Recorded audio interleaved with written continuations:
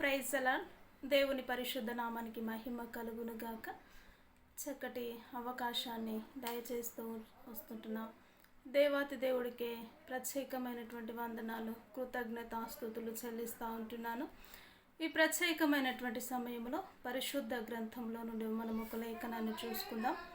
హెబ్రీలకు రాసిన పత్రిక 9వ అధ్యాయము 14వ వచనాన్ని మనం చూసినట్లయితే, నిత్యుడగు ఆత్మ ద్వారా తన్ను తాను దేవునికి నిర్దోషినిగా అర్పించుకొనిన క్రీస్తు యొక్క రక్తము నిర్జీవ క్రియలను విడిచి జీవము గల దేవుని సేవించుటకు మీ మనస్సాక్షిని ఎంతో ఎక్కువగా శుద్ధి చేయును.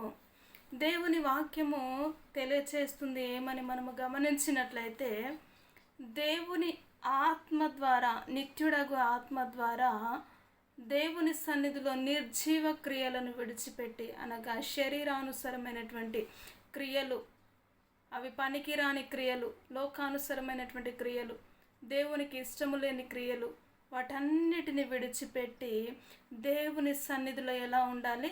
నిర్దోషినిగా అర్పించుకోవాలి. నీ హృదయము దేవుని సన్నిధిలో ఎలా ఉండాలి? నిర్దోషముగా, ఏ కల్మషమునైనను, ఎలాంటి నింద అయినను, ఎలాంటి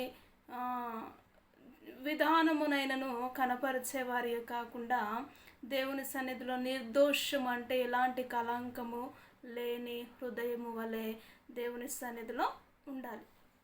కాబట్టి నిర్జీవ క్రియలను విడిచి జీవము గల దేవుని సేవించుటకు మనస్సాక్షిని ఎంతో ఎక్కువగా శుద్ధి చేయును. మన మనస్సాక్షి, మన హృదయము దేవుని సన్నిధిలో ఎంతో చక్కగా, లేక ఎంతో వినయముగా, ఎంతో బహు తగ్గింపు తత్వము కలిగి దేవుని హృదయాన్ని, దేవుని హృదయానుసారముగా మనము జీవించడము నేర్చుకోవాలి. అది ఏ విధముగా సాధ్యమవుతుందని మనము గమనించినట్లయితే, నిత్యుడగు ఆత్మ ద్వారా. నిత్యుడగు ఆత్మ అనగా ఎవరు? పరిశుద్ధాత్మ దేవుడు. ఎలా ఉన్నాడు ఆయన? నిత్యుడగు తండ్రి, నిన్న నేడు ఏకరీతిగా ఉంటున్నవాడు. ఆయన ఆల్ఫయు ఒమేగయు, ఆదియు అంతమునై ఉన్నవాడు. ఎవరు? మన ప్రభు అయినటువంటి యేసుక్రీస్తు వారు. ఆయన వెళ్ళి ఉంటున్నాడు. ఆదరణకర్తగా మన మధ్యలో ఎవరు ఉన్నారు? పరిశుద్ధాత్మ దేవుడు ఉన్నాడు. కాబట్టి ఆ పరిశుద్ధాత్మ దేవుడు అనగా నిత్యుడగు ఆత్మ, నిత్యము మనతో ఉంటున్న ఆత్మ, నిత్యము మనతో ఉంటున్న ఆత్మ తన్ను తాను నిర్దోషినిగా దేవుని సన్నిధిలో అర్పించుకోవాలి. ఆ ఆత్మ మనలో పనిచేసినప్పుడు, దేవుని ఆత్మ, దేవుని క్రియలు మనలో పనిచేసినప్పుడు మనము నిర్దోషత్వముగా దేవుని సన్నిధిలో అర్పించుకునే విధముగా మన జీవితము ఉండాలి. కాబట్టి ప్రియ సహోదరి, సహోదరుడా, నేటి దినము వరకు నిర్దోషత్వము లేకుండా ఇష్టానుసరముగా దేవుని సన్నిధిలో జీవిస్తూ వచ్చావేమో, దేవుని హృదయాన్ని మరలా గాయపరుస్తూ వచ్చావేమో, ఇంకను దేవుని సన్నిధిని నువ్వు వెదకలేని స్థితిలో నీ మనస్సాక్షి అనేకమైనటువంటి ఆరోపణలను చేస్తూ ఉంటుందేమో. న్యాయముగా కాకుండా అన్యాయముగా అనేకులపైన నేరారోపణ చేసేవారు కూడా చాలామంది ఉంటారు. కాబట్టి అలాంటి నేరారోపణ స్థితిలో నీ జీవితము ఉంటుందేమో. ఒక్కసారిగా నీవు పరిశీలన చేసుకోవాలి.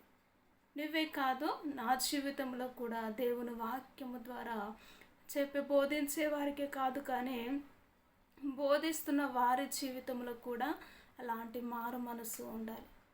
కాబట్టి నిత్యుడగా ఆత్మ ఎదుట మనము మన హృదయము ఎలా ఉండాలి? నిర్దోషమైనటువంటి హృదయము చేత ప్రతిదీ దేవుని సన్నిధిలో కనపరుచుకుంటూ ఆయన ఎదుట మనము నిర్దోషులుగా జీవించాలి. కల్మషము లేకుండా, కళంకము లేకుండా, పాపము లేకుండా, మనము చిన్న పిల్లల వలె స్వభావము కలిగి జీవించలాగున దేవుడు ఈ యొక్క సమయంలో నీతో నాతో మాట్లాడుతూ వచ్చాడు. కాబట్టి నేటి దినము వరకు నిర్జీవ క్రియలను విడిచిపెట్టకుండా, దేవునికి ఇష్టానుసారముగా లేకుండా దేవుని పదే గాయపరుస్తూ వచ్చావేమో. ఈ సమయంలో దేవుడు నీతో మాట్లాడుతూ ఉంటున్నాడు. ఆ యొక్క జీవితాన్ని విడిచిపెట్టినట్లయితే, దేవుని సన్నిధిలో నువ్వు నిర్దోషిగా కనబడాలని ఆశపడుతున్నట్లయితే ప్రార్థన చేసుకుందాం. ప్రతి ఒక్కరు ఏకీభవించినట్లయితే, సకల ఆశీర్వాదములకు కారణభూతుడా, నిజముగా ప్రభు నీ సన్నిధిలో మా హృదయము నిర్దోషముగా ప్రభు కనబడుటకు నీ కృపను చూపించండి. యేసయ్య మా లోపములను మాకు తెలియచేయండి ప్రభా. తండ్రి, ఎదుటి వారిని అనే ముందు ప్రభా మేము ఏ స్థితిలో ఉంటున్నామో, మేము ఎలా బ్రతుకుతూ ఉంటున్నామో ప్రభా, అట్టి జీవిత విధానాన్ని ప్రభా మొదటిగా మేము కనపరుచుకొని నీ సన్నిధిలో నిర్దోషత్వమును ప్రభా మేము కనపరుస్తూ అనేకుల ఎదుట ప్రభా నీ సాక్షులుగా నిలబడగలిగిన కృపను మీరు దయచి వాక్యము ద్వారా సూటిగా స్పష్టముగా మాతో మాట్లాడిన విధానమును బట్టి మీకే స్తుతి స్తోత్రములు చెల్లించుకుంటూ యేసుక్రీస్తు ఉన్నతమైనటువంటి నామంలో ప్రార్థించి అడిగి వేడుకుంటున్నాము తండ్రి. Amen. Amen. Praise the Lord అందరికీ.